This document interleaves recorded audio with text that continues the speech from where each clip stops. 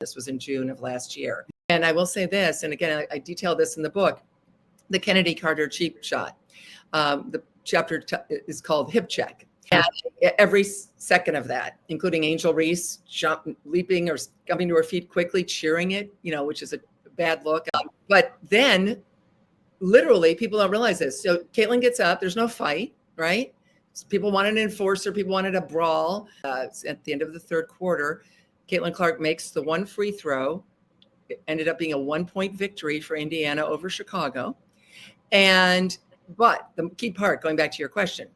So this has just happened.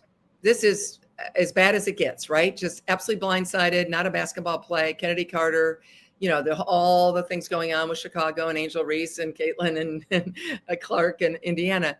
And less than 2 minutes later, she's scheduled for the third quarter, after the third quarter, live interview on ESPN. There's no time for prep, right? Yeah. There's no time to talk to the agent. I mean, she's, playing, comes to the huddle, grabs a towel, and goes right to the ESPN interview. And she is magnificent in this interview. She goes, that's just not a basketball play, but we're going to move on, and then started talking about everything else. Wow. 22 years old. But this is a fact, journalistically, just speaking.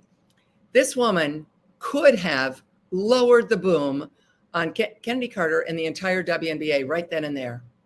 And with her fan base, it could have gotten ugly, or they would have been energized potentially in ways. She could have, the class act that she is, to turn the other cheek and keep moving. In the midst of a game, less than 2 minutes before she's been blindsided in one of the biggest national sports stories of the year. Absolutely fascinating to me how she handled herself there.